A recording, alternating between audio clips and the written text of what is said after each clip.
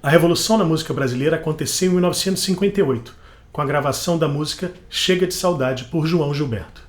A revolução estava no canto e no violão desse baiano bossa nova, que em pouquíssimo tempo influenciou toda uma geração de arranjadores, guitarristas, músicos e cantores. Essas são as proféticas palavras que Tom Jobim escreveu na contracapa do disco que lançou a bossa nova, Chega de Saudade. A bossa nova surgiu com várias polêmicas. Era samba ou não? O cantor cantava ou não? Mas mesmo assim a sua mensagem musical foi compreendida e assimilada muito rapidamente pelo público, tornando-se com o tempo onipresente no Brasil e no mundo. Eu sou Flávio Mendes, músico e arranjador, e esse é o canal O Arranjo.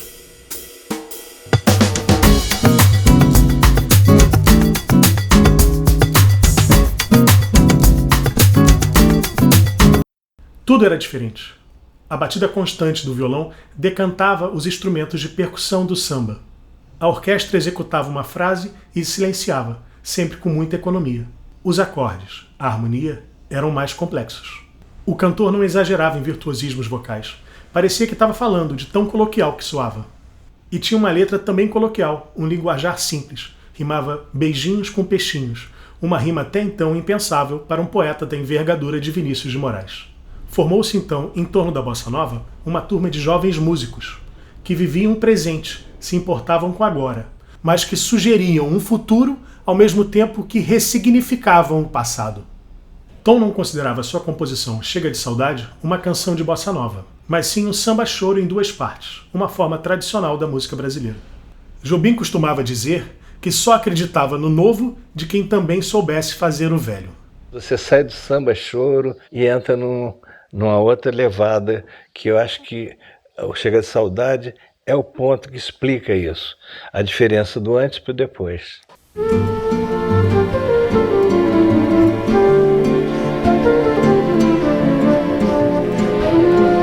Até 1946, os cassinos eram liberados no Brasil e toda uma classe de artistas tinha nele o seu sustento. Com o decreto do então presidente Dutra proibindo o jogo no Brasil, boa parte da classe artística foi trabalhar numa novidade importada de Paris, as boates. O conceito era simples, um lugar sem janelas, com pouquíssima luz, onde seria sempre noite. Nesses lugares intimistas se cantava o samba-canção, fundamental para o futuro aparecimento da bossa nova. Na década de 1940, grandes músicos e cantores se apresentavam nas boates. O jovem Antônio Carlos Jobim, recém-casado e com filho pequeno, vivia, como ele dizia, correndo atrás do aluguel.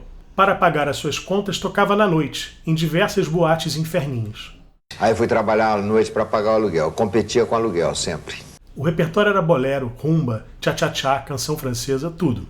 Era uma vida muito puxada, tocar a madrugada inteira até que o último boêmio saísse da boate. O Tom chamava as boates de Cubo das Trevas e percebeu que precisava sair dessa vida.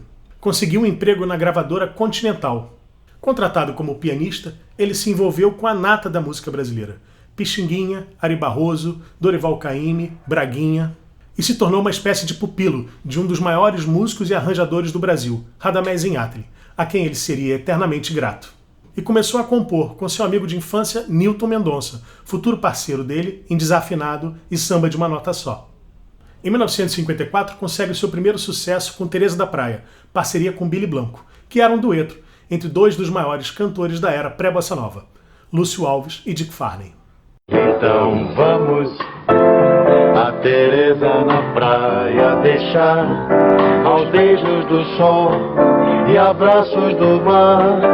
Teresa da praia não é de ninguém, não pode ser tua. Em abril de 1958, é gravado o LP Canção do Amor Demais, de Elisete Cardoso, só com músicas de Tom e Vinícius. Os ensaios para o disco aconteciam na casa do Tom, em Ipanema. Rua Nascimento Silva 107, você ensinando pra Elisete as canções de Canção do Amor Demais. Vinícius ainda era diplomata e não ficava bem para um alto funcionário do Itamaraty ter o seu nome ligado a um disco com sambas. Então os créditos no disco eram música Antônio Carlos Jobim e poesia Vinícius de Moraes. Um disco com canções, modinhas, acalantos, toadas, sambas. Velhos ritmos brasileiros que Tom conhecia bem. Ele escreveu arranjos modernos e sinfônicos, com uma instrumentação carregada, e utilizando instrumentos que não eram muito usados em disco de música popular brasileira, como trompas, oboé, fagote e clarone. A grande revolução estava escondida em duas faixas, Chega de Saudade e Outra Vez, onde se ouve João Gilberto, pela primeira vez em disco, fazendo a sua batida de bossa nova.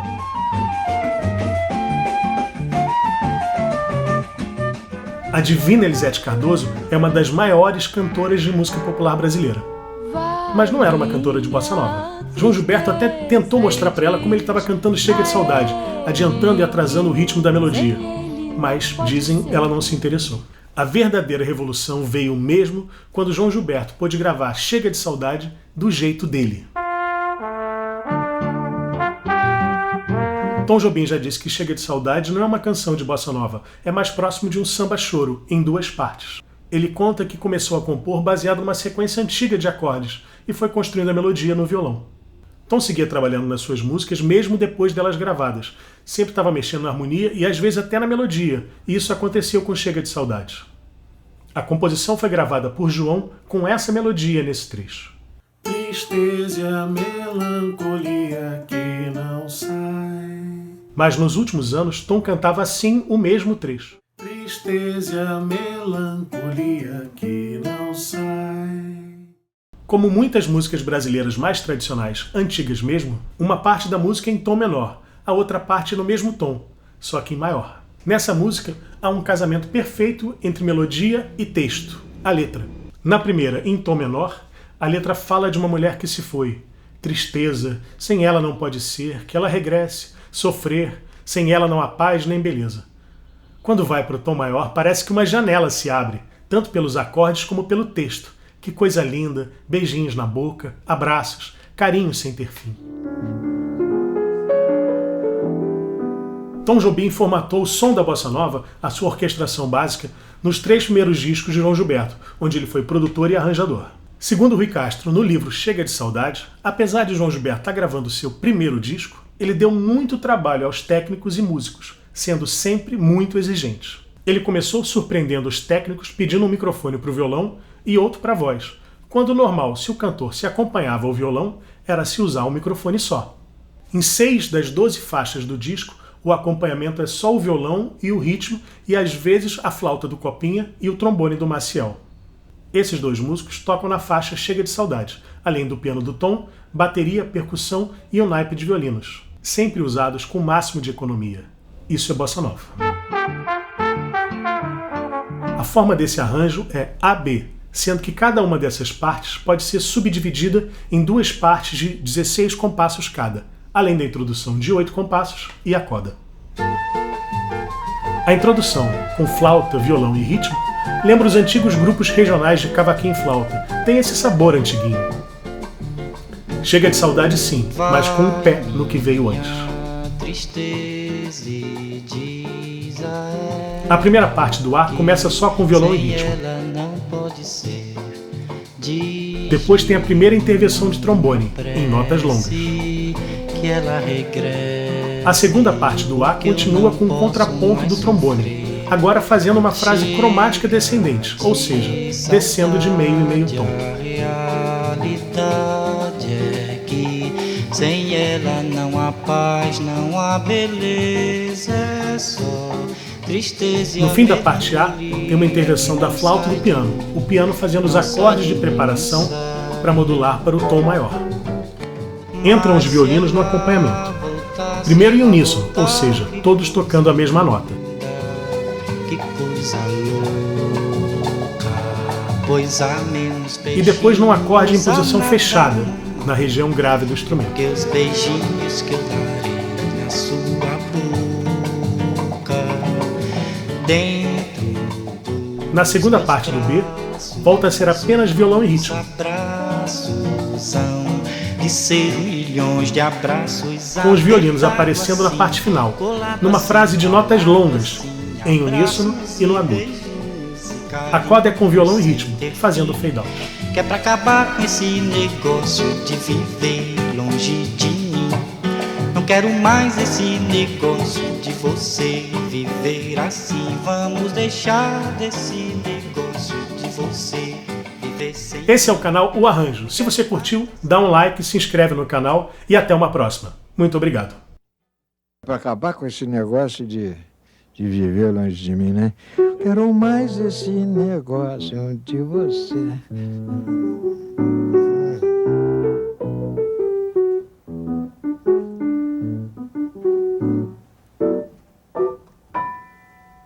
Assim, mais ou menos, não estou muito bem lembrado disso, entende? Essas coisas não estão muito debaixo dos dedos, entende? Já vem o reumatismo aí. Não pode tomar chopp, você sabe, né?